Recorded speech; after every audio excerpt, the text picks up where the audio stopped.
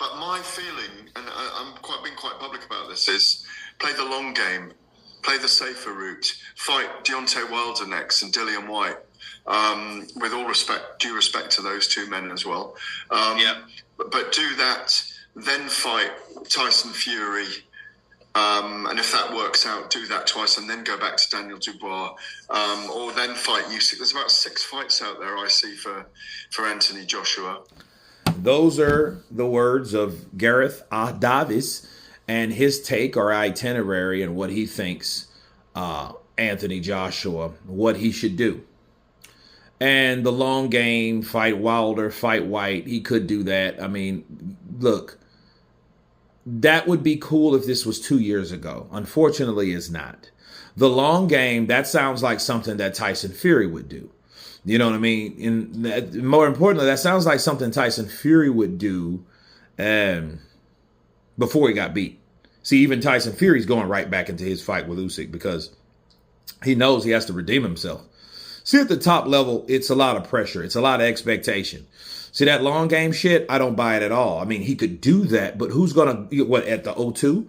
You went from Wembley Stadium on a packed, record-breaking arena, 96,000 plus people. No one has ever had that amount at Wembley Stadium ever before in the sport of boxing, to fighting Dillian White in a O2 arena with 20,000 people. No, I don't buy that. I don't buy that at all. I just don't. I don't buy that whole idea.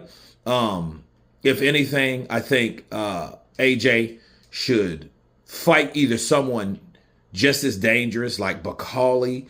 If he's not going to fight Daniel Dubois, he could fight Bakali. He could fight Zhilei Zhang. He could fight one of those guys.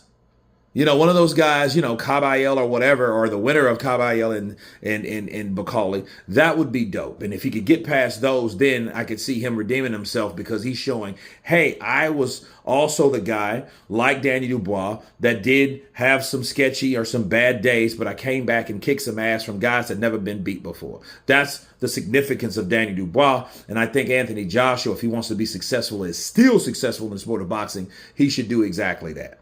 None of this long game shit. I don't think, you know, the Wilder fight, sure, it'll be there. The Dillian White fight, sure, it'll be there. But really, who really wants to watch that until Deontay Wilder, or really Dillian White too, and Anthony Joshua, until these guys redeem themselves. And I don't think those guys fighting each other will make that happen.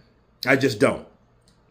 I don't think that AJ fighting Wilder will bring him back to any type of respectful level. I don't. Because both of those guys have lost a gang of times. In fact, they need to show that, hey, they belong on that level and they belong with the concessions that they get. Because if they lose again, I don't think that they should have them no more. I think that, you know, the world should turn their back on them like they do every other regular fighter. You see what I mean? That's what I think.